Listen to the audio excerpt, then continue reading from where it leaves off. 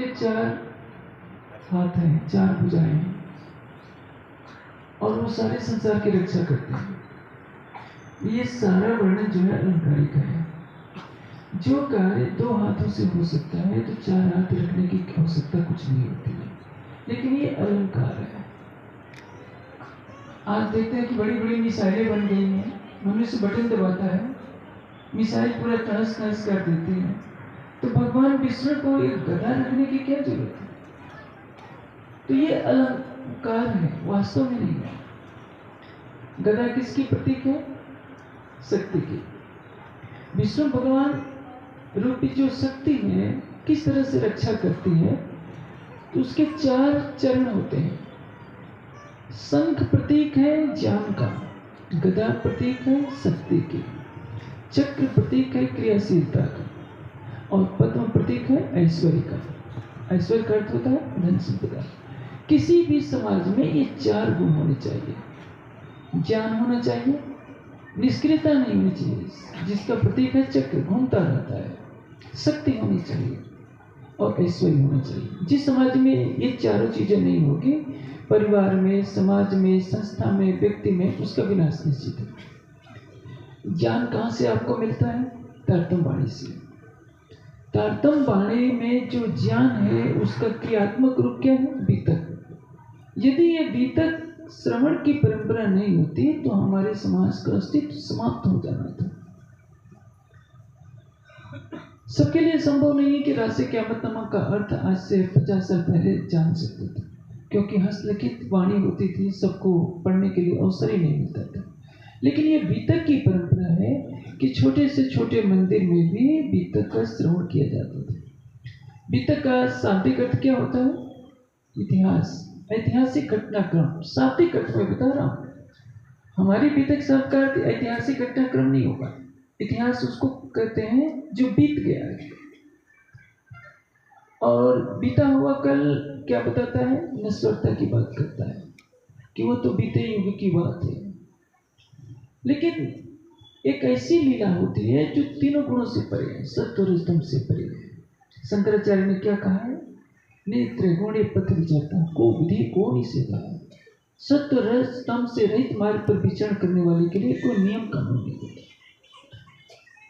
माया का खेल देखने के लिए कौन आई है? त्रिगुणातीत प्रजा। त्रिगुणातीत।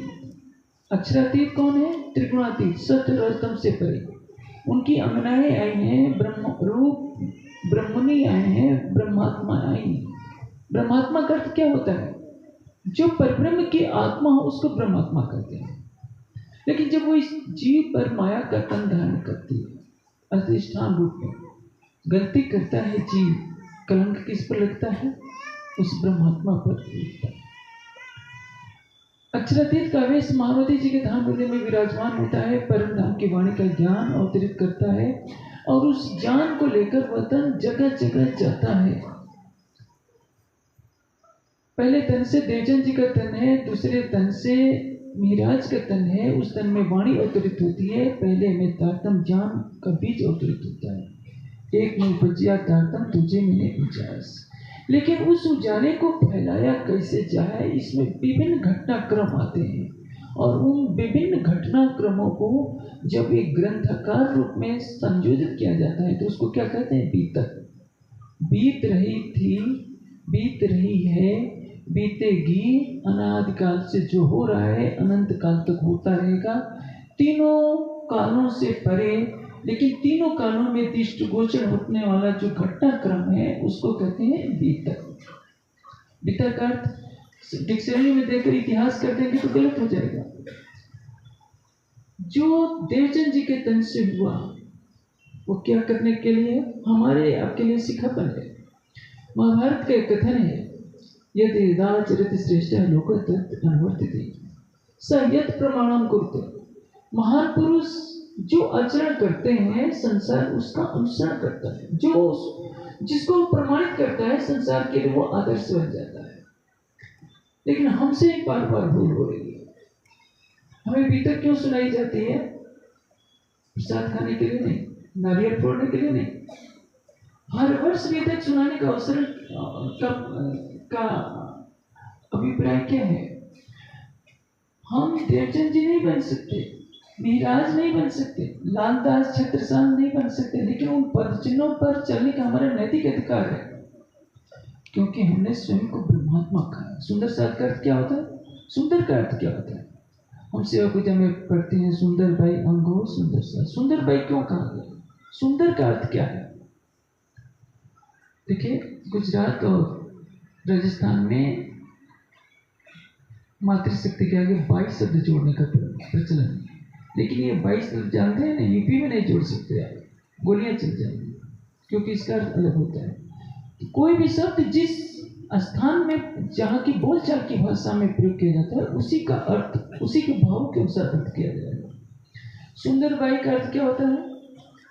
जो सौंदर्य की पराकाष्ठा है। देखिए, सुंदर का अर्थ क्या है? कोई बात अच्छी लगे तो कहा जाए कि बहुत सुंदर, किसी का रूप सुंदर, किसी का ज्ञान सुंदर, किसी का आचरण सुंदर। अक्षरातीत क्या है? अक्षरातीत पराकाष्ठा है, ज्ञान की, प्रेम की, आनंद की, सौंदर्य की, माधुर्यता की, सबकी पराकाष्ठा। तो उनका हृदय भी कैसे होगा? वो उनका हृदय जो हकीकत है, जो राज्य का नक्श से सिख तक स्वरूप दिख रहा है, वो क्या है? हकीकत, यथार्थ में। लेकिन उसका मूल क्या है? उनका हृदय क्या है? श्यामा जी। तो राज्य अपने से ज्यादा किसको ज्यादा समझते हैं? अनंत गुना श्यामा जी को चाहते हैं। आप मैं आपको एक दृष्टांत से समझाता हूँ। मैं आपसे पूछूं कि आप हीरे के आभूषण क्यों पहनना चाहते हैं? तो मुझे अच्छा लगता है। आप कौन है? आप कहेंगे कि मैं हूं, तभी तो मुझे अच्छा लगता है। आप अपने हृदय की तरफ संकेत कर रहे हैं। राज्य जो कुछ है अपने हृदय के कारण है। उनके हृदय कौन है? श्यामा जी। श्यामा जी का कहना है मैं कुछ नहीं, जो कुछ है मैं इनके कारण हूँ। अंतरपट खोल देखिए, 2 अवध 1 नजर। राज्य के हृदय श्यामा जी, श्यामा जी के हृदय सखियां, सखियों के हृदय खूब खुशहालियां, खूब खुशहालियों के हृदय क्या है? 25 पक्ष। 25 पक्ष में एक एक कण किस पर समर्पित हो रहा है? राज्य श्यामा जी पर। राज्य श्यामा जी किस पर समर्पित हो रहे हैं? अपनी अंगनाओं पर। वो अंगनाएं किस पर समर्पित हो रहे हैं? राज्य श्यामा जी पर। अक्षरातीत ही सभी रूपों में दिख रहा है, इसलिए अपने अंग रूपा, अपनी प्रियतमा, अपनी प्राणेश्वरी, अपनी हृदयश्वरी को क्या कहते हैं? सुंदर भाई। मैं सुंदरता की पराकाष्ठा हूँ, इसलिए मेरी अर्धांगिनी भी उसी रूप में है। सुंदर बाई का आध्यात्मिक अर्थ ये समझिए। ऐसा न समझिए कि सुंदर बाई शब्द वहां भी बोलेंगे, ये यहाँ की भाषा है। परमधाम में बाई, आप यहाँ के मनोभाव से इंद्रावती बाई, केसर बाई, जो कुछ है आप कह लीजिए। परमधाम को भाषा के बंधनों में, शब्दों के बंधनों में, किसी भी बंधन में आप परमधाम को न बांध सकते हैं, न अक्षरातीत को बांध सकते हैं। तो मैं यहाँ के मनोभाव से समझाने का प्रयास कर रहा हूँ। आप सुंदर बाई श्यामा जी के अंग हैं, तो आपके अंदर भी क्या दिखना चाहिए? उनके सारे गुण दिखना चाहिए। आपका जीव अलग अलग परिस्थितियों में शरीर धारण किया, अलग अलग कुल खानदानों में आपका जीव आया है, वहाँ के रीति रिवाज अलग हैं, सबकी शिक्षा दीक्षा एक समान नहीं है, सबके रूप रंग एक जैसे नहीं है, सबको एक समान संस्कार नहीं मिले हैं, इसलिए सबके आचरण अलग अलग दिख रहे हैं। लेकिन परमधाम में क्या है? सभी एक जैसे हैं। परमधाम में सकुमार और शकुंडल एक साथ हैं। यहाँ दोनों तलवारें एक दूसरे के लिए उठाए बैठे। छत्रसाल का आचरण अलग है और औरंगजेब का आचरण अलग है। लालदास जी की मानसिकता अलग है, मुकुंददास जी की मानसिकता है, उनमें मेल नहीं। छत्रसाल जी भी मुकुंददास जी के लिए समस्या बने हुए हैं। उनका सारा साहित्य फेंक देते हैं तो कहते कि जाऊँ कहाँ महाराज सर, जाऊँ। अंतिम समय में मुकुंददास जी को खटास हो जाती है, वो भी पन्ना जी छोड़ करके चले जाते हैं। सारी बातें हैं, लेकिन परमधाम में सब एक दूसरे को अपने से आनंद होना चाहते हैं। लेकिन यहाँ हमें प्रकृति की मर्यादा पर रहना पड़ रहा है, क्योंकि प्रकृति की मर्यादा का उल्लंघन कोई भी नहीं कर सकता। क्यों? उल्लंघन हो जाएगा तो अनर्थकारी हो जाएगा। आपने पौराणिक कथाओं में देखा है, भगवान विष्णु भी जब अवतार लेते हैं तो वो भी वन वन में भटकते हैं। वो भी पूछते हैं कि हे खग मृग, हे मधुकर सेनी, तुम देखी सीता मृग नहीं? वो भी पूछते हैं कि क्या तुमने मेरी सीता को देखा है, वो भी रोते हैं। आजकल विज्ञान इतना आगे बढ़ गया है कि विज्ञान के माध्यम से सीता देखते हैं ना, सैटेलाइट होते हैं, एक जानवर भी पृथ्वी पर चलेगा तो खोज निकाल सकता है, मनुष्य आज का निकाल सकता है। और विष्णु भगवान कहते हैं कि वानर सेना जाओ मेरी सीता का पता लगाओ। आज का मनुष्य कहेगा कि भगवान राम से तो बड़े हम ही हैं, हम तो सैटेलाइट से देख लेंगे कि सीता कहाँ बैठी है। कहने का ऐसा ये नहीं है। अक्षरातीत जिनके सतंग के संकल्प मात्र से अनंत ब्रह्मांड बनते हैं और लय को प्राप्त होते हैं। जब वे देवचंद जी के अंदर बैठकर लीला करते हैं तो उनको यहाँ की प्रकृति की मर्यादा का पालन करना पड़ता है। उनकी इच्छा मात्र से प्रलय हो सकता है, लेकिन जब श्री महाराज के तन में वो लीला करते हैं तो उनको भी भिक्षा में मिले हुए अन्न को ग्रहण करना पड़ता है। वे पन्ना जी में इच्छा मात्र से हीरो को पैदा कर सकते हैं, लेकिन मंदसौर में महीनों तक भिक्षा में मिले अन्न को ग्रहण कर सकते। वहां भी तो हीरे निकाल सकते थे, कहते थे जाओ मार्केट में बेच लाओ, मांगने की किसी से कोई आवश्यकता है, लेकिन नहीं। लेकिन जो ये संघर्ष चल रहा है, इसी को क्या कहते हैं, माया से युद्ध करना। ये माया छेती बलवंती उपनी छे मोह धनी थकी, जिनके सतंग के मन के संकल्प शक्ति से ये काल माया का अनंत ब्रह्मांड पैदा होता है। उसी माया के एक छोटे से ब्रह्मांड में आने के बाद सर्वशक्तिमान ने अपनी शक्तियों को समेट लिया है, पर्दा डाल दिया है। ये माया अमल उतारे श्री मोहम्मद मेरा टोनी को रखा। इसलिए आप सदगुरु देवचंद जी की जय बोलते हैं, प्राणनाथ प्यारे की जय बोलते हैं, अक्षरातीत की कहीं जय नहीं बोली जाती, लेकिन बोलना पड़ रहा है क्योंकि माया से यहाँ संघर्ष चल रहा है। अक्षरातीत परब्रह्म की जय नहीं बोल सकते क्योंकि अक्षरातीत का किसी से संघर्ष नहीं होता है। लेकिन जब वही अक्षरातीत देवचंद जी के तन में बैठेगा तो क्या कहेंगे, निजानंद स्वामी की जय।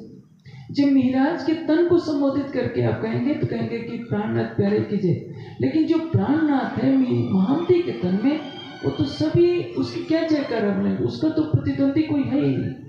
याद रखिए, बहुत विवाद आजकल चल रहा है। देखिए, महापुरुषों की जय बोली जाती है, मर्यादा पुरुषोत्तम राम की जय, योगेश्वर श्री कृष्ण की जय। हमारे समाज में तो झगड़ा शुरू हो गया, किसका जयकारा पहले बोले। मैं कहता हूं प्राणनाथ प्यारे की जय बोल सकते हैं इस दुनिया में। जो अक्षरातीत है, हर दृष्टि से अनंत है, सभी उसके हैं। खेल हो रहा है, दो टीमें हैं, एक हार रही है, जीत रही, दोनों एक दूसरे की जयकारा लगा रहे हैं। सारी सृष्टि उसी की है, उसका कोई प्रतिद्वंदी नहीं है कि हम उसके जयकारा लगाएं। महापुरुषों की जयकारा लगा सकते हैं।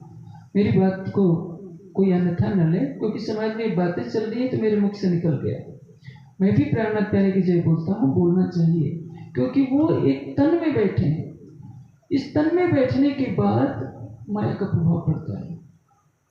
इसे हीरा कीचड़ में लपेट दिया जाए, कीचड़ उसके अंदर तो नहीं जाएगा, लेकिन जब तक वो कीचड़ से ढका हुआ है तो सब लोग समझे कि कीचड़ ही तो है। कीचड़ को उठाइए, पानी से धोइए, कपड़े से पोछिए तो हीरा दिखेगा। उसी तरह से छत्रसाल जी के अंदर शकुंडल की आत्मा, छत्रसाल जी कहाँ कहाँ भटकते हैं, उनका सारा इतिहास देखिए। छत्रसाल जी पर सीरियल पिक्चर बनी है, उसको देखिए, ग्रंथ पढ़िए।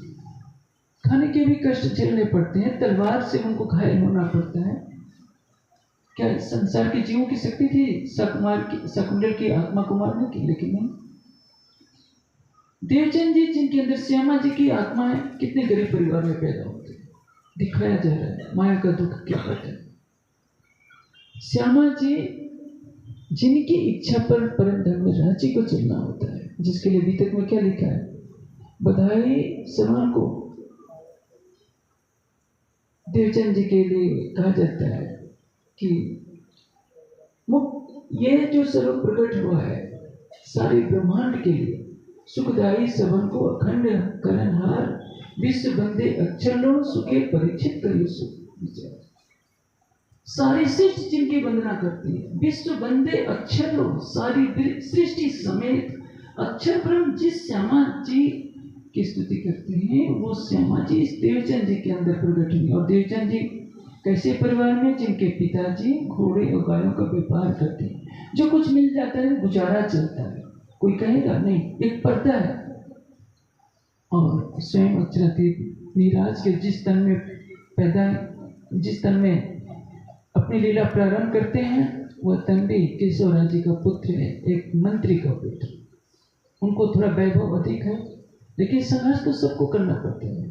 शकुंतल की आत्मा जिस पर जागने का एक बहुत बड़ा होता है, वह औरंगजेब से टक्कर लेती है। औरंगजेब के अंदर सकुमार की आत्मा, कहाँ सकुमार पर जागने की लीला का अंतिम मुद्दा सकुमार से होगा, लेकिन वह सकुमार औरंगजेब के ऐसे क्रूर तन में बैठी है जिसके सामने गुरु तेग बहादुर का सिर काटा जाता है।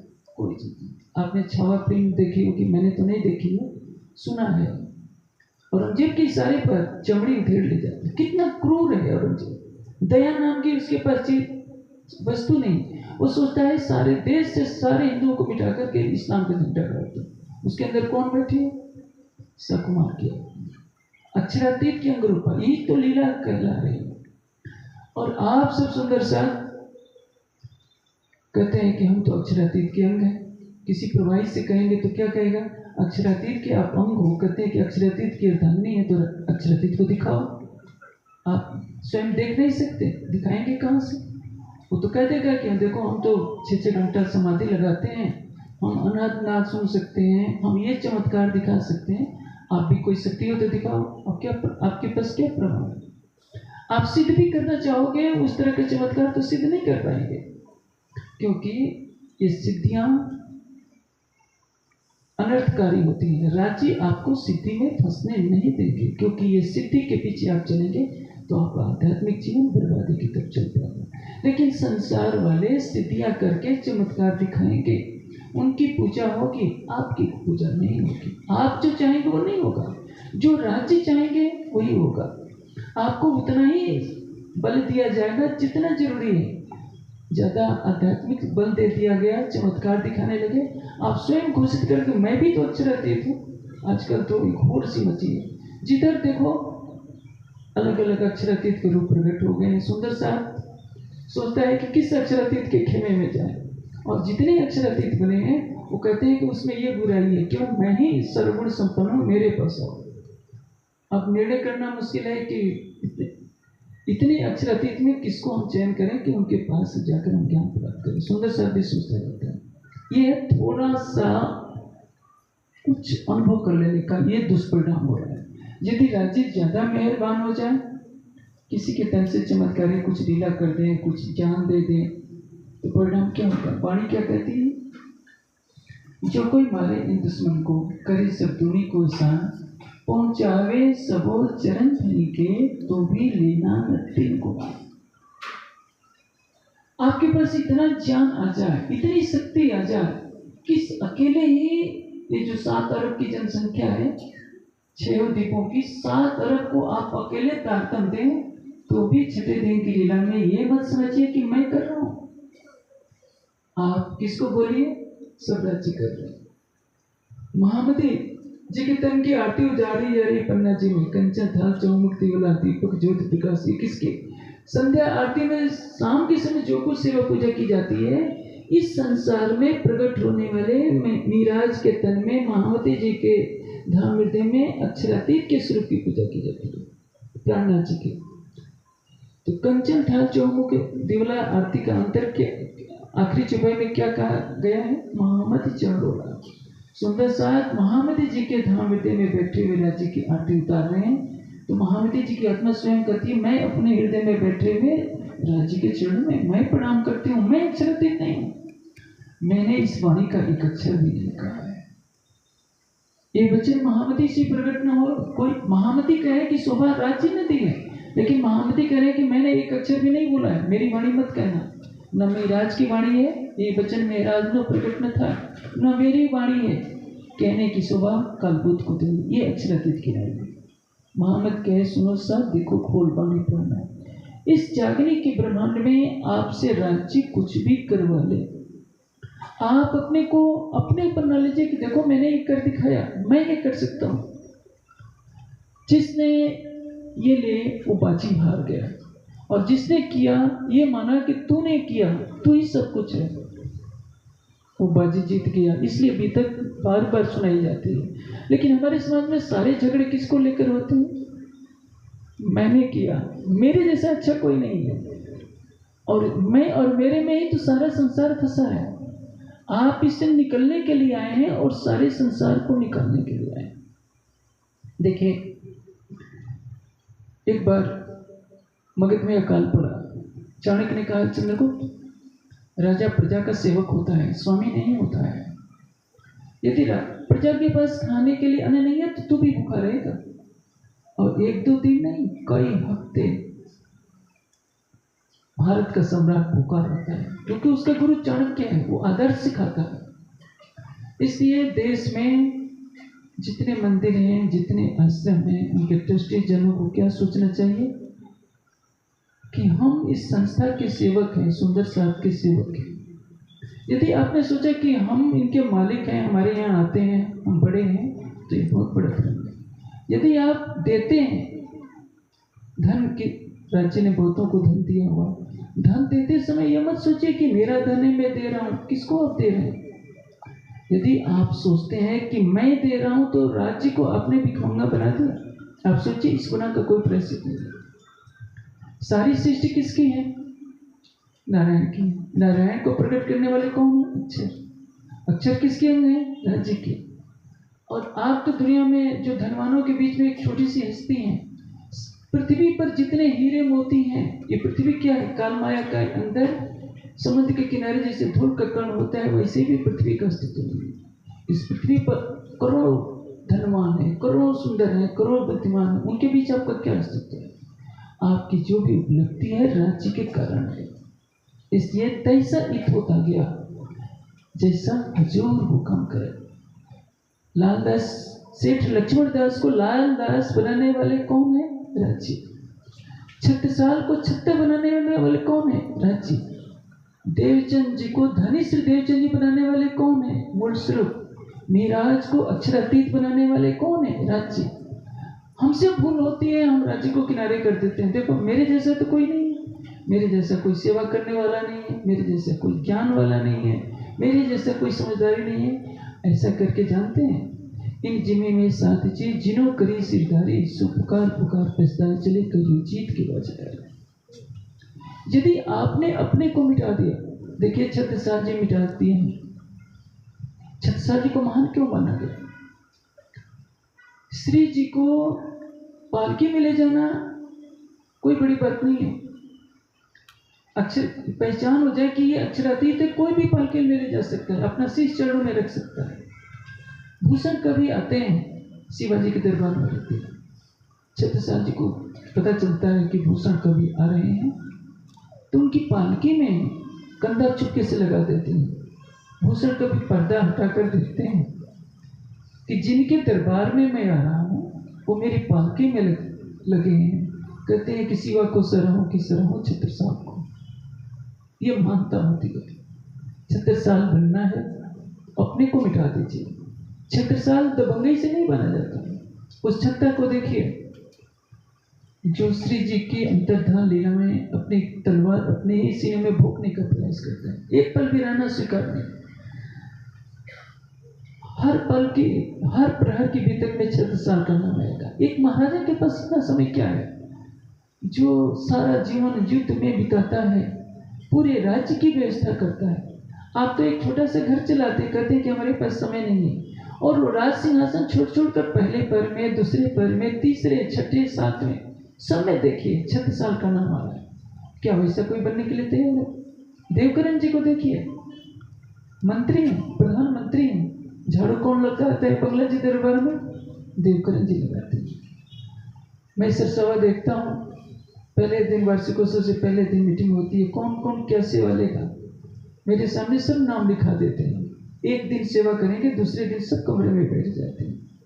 सोचते हैं कि हम कौन करें, हमें करने की क्या जरूरत है, हम तो इतने बड़े हैं, हम इतने पैसे वाले हैं, हम इतने ट्रस्टी हैं। लेकिन वो नहीं, महाराजा छत्रसाल भी चार हिलाते हैं, वो तरसते हैं कि कोई सेवा में मिल जाए। हमें सेवा में अपने को लगाना होगा, विनम्रता में लगाना होगा। जो जो लीजिए गरीबी साथ में, त्यों तो पाइए धनी को मान। आप जितने विनम्र बनेंगे उतने ही राजी आपको शोभा देंगे। जितने ही अहंकार पर्दा आपके ऊपर आता जाएगा उतने ही आप छोटे बनते जाएंगे। देखिए, मैं आज से कुछ वर्ष पहले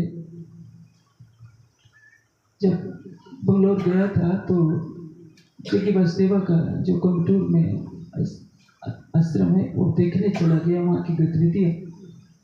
मैं सच कहता हूँ, हम सुंदर साथ दुनिया वालों से भी बहुत पीछे हैं। हमारे पास सबसे ऊंचाई ज्ञान है, लेकिन उनके जैसे आचरण में अभी हम पीछे हैं। इसलिए जैसी शोभा हमारी होनी चाहिए संसार में, वैसी नहीं।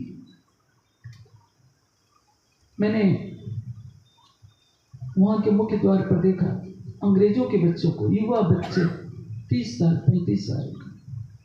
कोयम्बटूर में बहुत तीखी धूप पड़ती है और उत्तर भारत वाले को धूप में तो खड़ा नहीं हुआ जाता, लेकिन मैंने देखा विदेशी युवक, कुछ भारत के भी थे, सब अमीर घरों के, करोड़पतियों के लड़के मुख्य द्वार पर हाथ जोड़कर खड़े थे। उनके सिर पर छाता नहीं था, नंगे सिर कपड़ा। मैं सोचा कि यदि सुंदर साथ को इस सेवा के लिए आधे घंटे के लिए कह दी जाए, कोई नहीं ठहरेगा। उनकी कितनी निष्ठा है, उनका ज्ञान कहाँ तक है, शून्य निराकार शिव तक का ज्ञान, और विदेश से आकर की सेवा कर रहे हैं। हम सुंदर साथ क्या दूसरे सुंदर साथ की सेवा में ऐसे लग सकते हैं? उत्तर मिलेगा नहीं। हम सेवा में कहीं नहीं है। विनम्रता में हम सैकड़ों कोस पीछे हैं, समर्पण में हम बहुत पीछे हैं। मैं भी ब्रह्मा कुमारी संस्थान से, माउंट आबू से कल आया।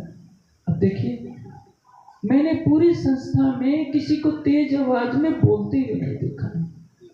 हमारे तो भीमेन अस्थाने के ट्रस्टी मीटिंग में बैठेंगे तो उसमें लड़ाइयाँ हो रही है, 4 सुंदर साथ बैठेंगे उनमें गर्मा गर्मी हो रही है। मैंने किसी को भी तेज आवाज में नहीं बोला देखा। और उनके पास तो 50-50 हज़ार के नहीं, कितने हाल बैठे जब 50 हज़ार लोग एक साथ बैठ सकते हैं। उनकी सुख सुविधा के सामने हमारी कहीं कोई भी पूरी, कोई भी स्थान कहीं नहीं ठहरता है। उनके पास कुछ भी ज्ञान नहीं है। दिवाणी के ज्ञान को एक झील माना जाए तो शायद एक गिलास भी ज्ञान उनके पास कुछ नहीं है, लेकिन मैनेजमेंट में, व्यवहार में हमसे बहुत आगे है। बीतक क्या है? विभिन्न ब्राह्मणियों ने जो लीला की है, हम उनको अपने आचरण में ढालने का प्रयास करें। मुरलीधर जैसा हमारे पास तड़प हो कि हम चर्चा सुने। लालदास जी जैसे स्वयं को मिटाने की भावना हो। लालदास जी भी तक लिखते हैं, लेकिन कहते हैं कि मैं नहीं लिख रहा हूँ, श्री जी की कृपा से लिखा जाए, इसलिए महामत के हर जगह लिखा। छत्रसाल महाराजा है, लेकिन कभी सुंदर साथ के बीच में अपने को महाराजा नहीं समझा। हमारे सुंदर साथ के बीच में कोई धनवान होता है तो उसको विशिष्ट आसन देना पड़ता है, बताना पड़ता है कि ये बहुत बड़े हैं, और वो सुंदर साथ भी खुश होता है कि सुंदर साथ के बीच में मुझे बड़ा किया जा रहा है। छत्रसाल जी ने अपने को सबकी चरण धूली बना लिया, कभी भी अपने को महाराजा नहीं कहा। और यही महानता होती है, जब लग रही है साथ में हो रही है रेणु समान। यदि आपने अपने को अक्षरातीत के चरणों में समर्पित कर दिया तो आपका धन, आपका पद, आपका जो भी सामाजिक वर्चस्व है कुछ मायने नहीं रखता। यौवन, धन और पद क्या है? सौंदर्य क्या है? आकाश में चमकते हुए बिजली के समान क्षणिक है। आपके पास सारे संसार की संपदा आ जाए, संसार का सबसे बड़ा ऊंचा पद मिल जाए, प्रधानमंत्री का मिल जाए, राष्ट्रपति का मिल जाए, कितनी भी प्रतिष्ठा मिल जाए, वो कितने समय के लिए। लेकिन इसको पाने के बाद यदि आपने विनम्रता धारण नहीं की तो उस पद की गरिमा का कोई अस्तित्व नहीं रहता। सुंदर साथ की शोभा किससे है? विनम्रता से। इसीलिए कहा कि हो रही है रेणु समान। रेणु समान होने का मतलब क्या है? स्वयं को अक्षरातीत के प्रेम में, समर्पण में इतना निछावर कर दीजिए कि आपको अपनी लौकिक उपलब्धता का कोई भी अहंकार न रह जाए। इसलिए 5000 की जमात अपने घर द्वार को सब कुछ छोड़ करके चल पड़ी है। अभी कितनी संख्या होगी मैं आंकलन नहीं कर पा रहा हूँ, 5000 से ज़्यादा भी हो सकता है, 6-7 हज़ार भी हो सकता है। वे 5000 सुंदर साथ ये नहीं सोचेंगे कि श्री जी के साथ हमें चलना है तो क्या खाएंगे। अभी अफसर सभा आएंगे तो सब लोग अपना पैसा ले लेकर आएंगे, हमें अपनी मनपसंद चीज मिल जाए, सबकी सुविधाएं होती। उन 5000 सुंदर साथ को भिक्षा मांगनी पड़ती है। आप सोचिए आज के युग में और इस युग में कितना अंतर है। आप घर बैठे बैठे 10 साल पुरानी चर्चा सुन सकते हैं। आपको एक एक ग्रंथ की कई कई प्रतियां आपके घर में रखने की उपलब्धता है। उस युग में तो कागज पर लिखा कोई ग्रंथ मिल जाता था, सहेज कर रखा जाता था, एक सुंदर साथ बोलता था, सब लोग सुनते थे। कोई सुविधा नहीं, आजकल की तरह एसी कमरों की सुविधा नहीं थी। पैदल चलना था, धूप शीत वर्षा का कष्ट स्वयं वो अक्षरातीत का तन झेल रहा है। सारे सुंदर साथ वो ब्रह्मणी जिनकी चरण रज ब्रह्म सृष्टि से जिनकी चरण रज पन्न से ब्रह्मांड पर हो गए। आवसी आवसी रे सब कोई करते आगे करते पुकार, सो सतबानी सबों की करी अब आई करो दीदार। वो स्वयं आया तो स्वयं चलकर दिखाया कि मैं ऐश्वर्य में रहने के लिए नहीं आया हूँ। मैं महामती जी के तन में बैठा हूँ तो मैं वन वन जाऊँगा, एक गांव गांव जाऊँगा, चिलचिलाती धूप झलूंगा, शीतकाल की ठंडक देखूंगा, पेड़ों के नीचे बैठे हुए मैं वर्षा का भी आनंद लूंगा और सबके लिए जागने की प्रेरणा दूंगा। आजकल धार्मिक स्थानों में जाते हैं, जो भी इतने भी बड़े बड़े स्थान हैं उसमें आधुनिकतम सुविधाएं हैं, क्योंकि वहाँ बड़े लोग आते हैं। बड़े लोग किसको कहते हैं? जिनके पास धन संपदा है, उनके लिए वातानुकूल कक्ष चाहिए, सारी सुविधाएं चाहिए। हमें प्रयास करना चाहिए कि अधिक बनना, अधिक से अधिक सुविधाएं हो। लेकिन सोचिए उस युग में तो कुछ भी नहीं था। आज से 300 वर्ष पहले जब औरंगजेब की सेना पीछा कर रही हो, आपने अभी तक साहब ने सुना है मंदसौर का प्रसंग, औरंगाबाद का प्रसंग, रामनगर का प्रसंग और स्वयं पन्ना जी का। औरंगजेब की सेना से हर पल जूझना पड़ रहा है, लेकिन सबने अपने प्राणों की परवाह न करते हुए एक लक्ष्य पर स्वयं को केंद्रित किया कि स्वयं अक्षरातीत आए तो हम चलेंगे। मुकुंददास जी का विवाह हुआ था, पत्नी को छोड़ दिया, पत्नी ने चलने से मना किया, हमेशा के लिए अंतिम प्रणाम कर लिया। कोई अपने छोटे छोटे बच्चों को लेकर चला कि जो मिलेगा रुका सुखा हम चलेंगे, लेकिन श्री जी के साथ नहीं रहेंगे, श्री जी के साथ रहेंगे, संसार के साथ नहीं रहेंगे। आज देखिए मैं रविशंकर जी के स्थान में गया था, वहां मैंने लगभग 500 बच्चों को घर द्वार छोड़कर पढ़ते हुए देखा। संस्कृत ज्ञानपीठ की स्थापना में लगभग 20 वर्ष व्यतीत हो गए। बहुत लोग आकर के 250 के आसपास बच्चे आए, जिनमें से केवल 5-6 ही बच्चे, सब भाग गए माया में। और सुंदर साथ भी भेजना नहीं चाहता हम, जबकि ज्ञानपीठ में प्रयास किया जाता है कि सारी सुविधाएं हैं। हम सुंदर साथ कहाँ खड़े हैं? किसी तरह का त्याग, तन का त्याग नहीं, मन का त्याग नहीं, धन का त्याग नहीं, कोई अपना बच्चा भी देने के लिए तैयार नहीं होता। पंजाब से तो एक भी नहीं आया। कहने का से क्या है, हम सुंदर साथ पिछड़ों से भी पिछड़े हैं।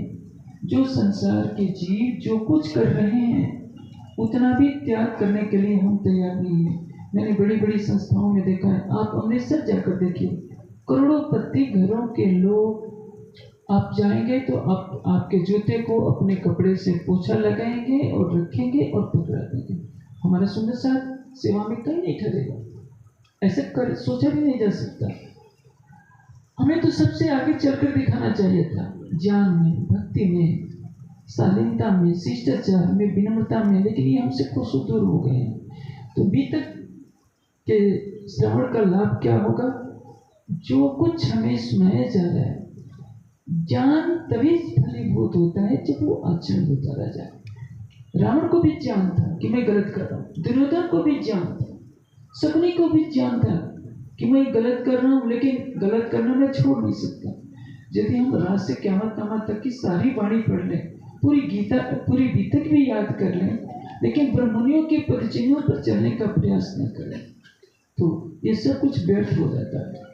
आप देखिए बीतक में जितने पात्र आए, चाहे लालदास जी हो, कामजी भाई हो, अष्टपद की लीला का में सारा देखिए, एक जगह अष्टपद की लीला को क्यों दर्शाया गया? क्योंकि हर ब्राह्मणी मान रहा था कि भले ही राज्य हमारी शहर से नजदीक है तो क्या, जब वो महामती के तन में बैठकर प्रत्यक्ष लीला कर रहे हैं तो उनको हम प्रत्यक्ष उसी भाव से रिझाएंगे। यहाँ पे ही खड़े रहे, जाके धनिये पकड़े। कौन सेवा करेगा? सेवा में स्वयं को समर्पित कौन करेगा? जागने मिशन के लिए कौन समर्पित होगा?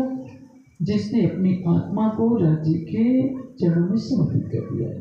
जिसने समर्पण की भाषा सीख ली, उसे राज्य को पाना ज्यादा कष्टकारी नहीं है, कुछ भी कष्ट नहीं है। याद रखिए, बुद्धि से राज्य को पाया जा सकता था, दुनिया बहुत पहले पा चुकी होती। जिसके पास श्रद्धा समर्पण की पूंजी है वही राज्य को पा सकता है। श्रद्धा, समर्पण, विश्वास, प्रेम, ये हमारी अखंड संपदा है। योग दर्शन का सूत्र है समाधि सिद्धि ईश्वर प्रणिधाना।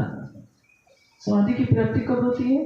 कि 24 घंटे बैठे रहने से भी समाधि नहीं लग सकती। आप 1000 साल बैठे रहिए, समाधि नहीं लग सकती। समाधि कब लगेगी?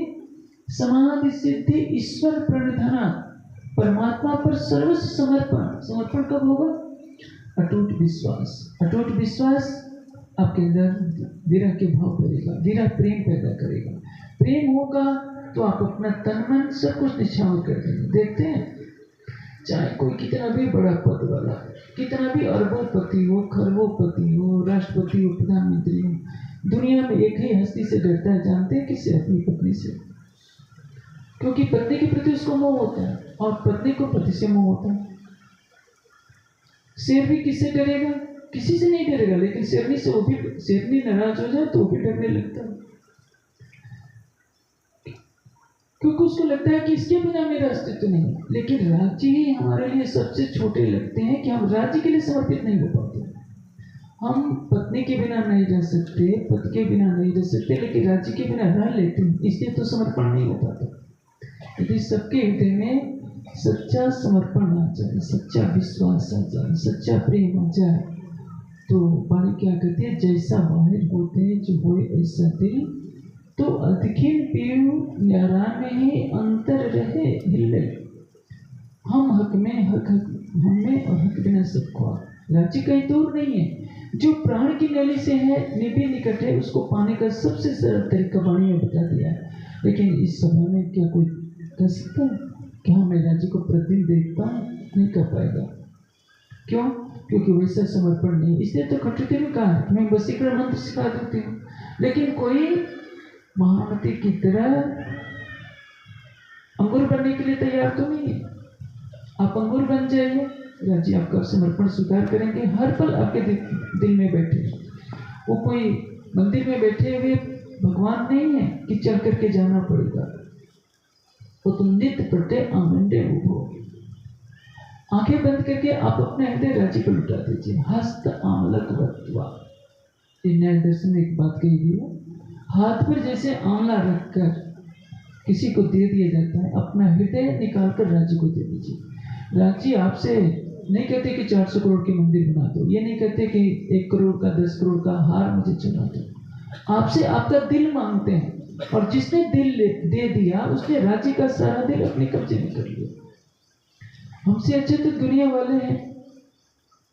जानते हैं तिरुपति में लोग क्यों चढ़ाते हैं? कोई सोने का रथ चढ़ाता है, कोई 1-1 करोड़ एक व्यक्ति चढ़ा देता है।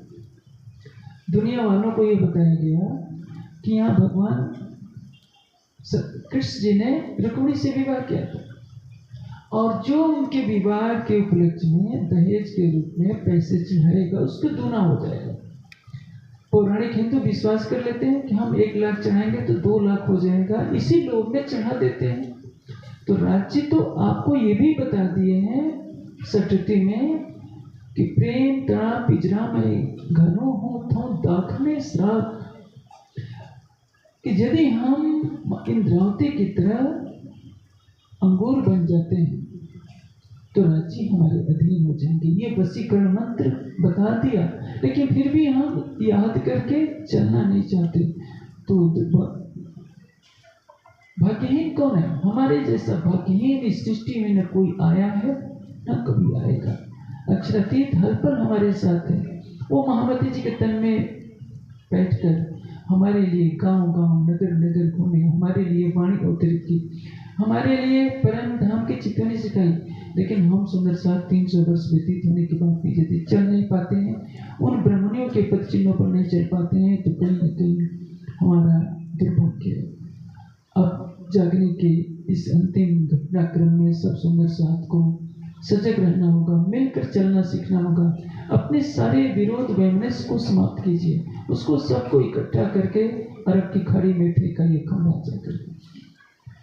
आपका हर मूल्य, जीवन का हर पल ज्ञान के लिए, प्रेम के लिए होना चाहिए। युवा वर्ग को देखिए, हमारे बीच में हितेश भाई हैं, पत्रकारिता के द्वारा अपनी अलग सेवा कर रहे हैं।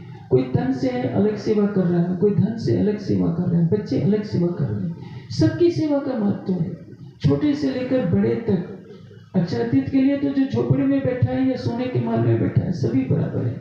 इसलिए तन मन जीव निछावर किन्नो मोहम्मद चढ़ोला, आप जो प्रतिदिन आरती में गाकर राज्य को धोखा देते हैं, ये बंद होना चाहिए। आप तो कहते हैं कि मैंने तन निछावर कर दिया, मन निछावर कर दिया, जीव निछावर किया, करते कुछ नहीं है। न तन से सेवा करते हैं, न मन से समर्पण करते हैं, न जीव को अंगना भाव में परिवर्तित कर पाते हैं। तो ये झूठ मूठ का आरती में गाने से मेरे समझ से कोई लाभ नहीं है। एक बार कह दिया कि दे दिया तो दे दिया, फिर आपका कुछ नहीं। छत्रसाल ने ऐसा किया, तो छत्रसाल जी के लिए क्या श्री जी ने कहा है, हुकुम हाथ छत्रसाल को दियो सो अपनो राज। एक बार चरणों में सिर दे दिया तो हमेशा के लिए दे दिया। ये जनक ने किया था अष्टावक्र के समक्ष, तो जनक सिंहासन पर बैठे बैठे ब्रह्मज्ञानी बन सकते हैं। आप भी यदि अपना हृदय राज्य को दे देंगे तो राज्य के नाम श्रृंगार शोभा सारे में भेद तुम्हारे लिए। इसलिए आप महामती के पद चिन्हों पर चलिए, सतगुरु धनसिदेव चंद जी के पद चिन्हों पर चलिए, छत्रसाल जी के पद चिन्हों पर चलिए।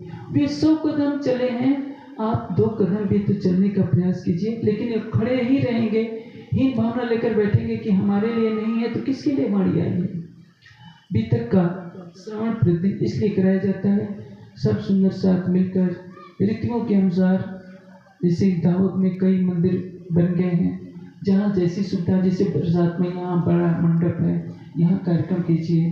कहीं मौसम के अनुसार जो उमरिया है, कहीं और जो स्थान बने हैं, सब में बांट कर मिलजुल करके रहिए, संगठन बनाकर रहिए। कोई किसी से माँ दूसरा देश न करे। आप जितना प्रेम की डगर में चलेंगे, श्री जी ने क्या कहा है, जो साथ में होत है प्रिय, तो मोहि को होत है सुख। जो विरोध करत है साथ में, अंतवाही को है जो दुख। यदि सुंदर साथ में आपस में कोई विरोध करता है तो उसको दुख भोगना पड़ेगा, और यदि सुंदर साथ में प्रेम होता है तो मुझे भी सुख होता है। इसलिए परम धाम के संबंध से यहाँ के सारे रिश्ते को भूल जाइए। कौन किस क्षेत्र का रहने वाला है, कौन किसका बिरादरी का है, ये बिरादरी, जाति पाति, क्षेत्र, प्रांत सबको बुलाकर परम धाम के संबंध से जुड़िए।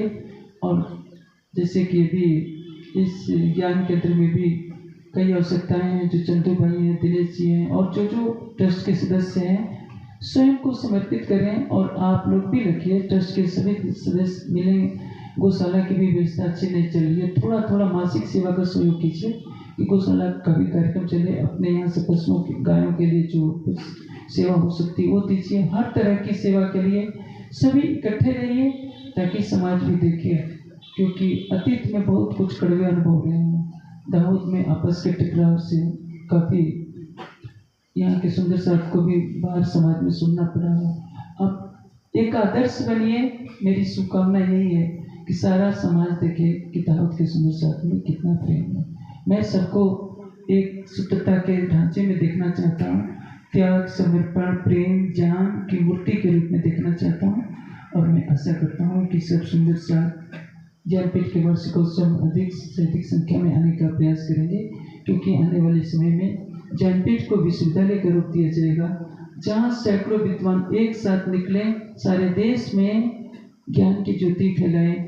और इस पूरे क्षेत्र से कहता हूँ, पूरे गुजरात से यूट्यूब के माध्यम से जहाँ भी जाएगा, कि यदि आपके 2 बच्चे होते हैं तो एक बच्चा ज्ञानपीठ के लिए रखिए। यदि वो बालिका के रूप में होती है तो गुरुकुल कन्या विद्यालय, ज्ञानपीठ और गुरुकुल कन्या विद्यालय एक ही है। एक ही ज्ञान के वृक्ष की अलग अलग शाखाएं हैं। और आने वाले समय में संसार देखेगा ज्ञानपीठ कैसे विश्वविद्यालय के रूप निकलता है।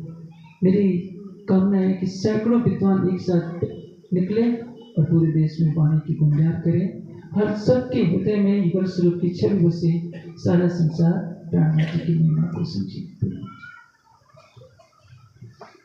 बोलो श्री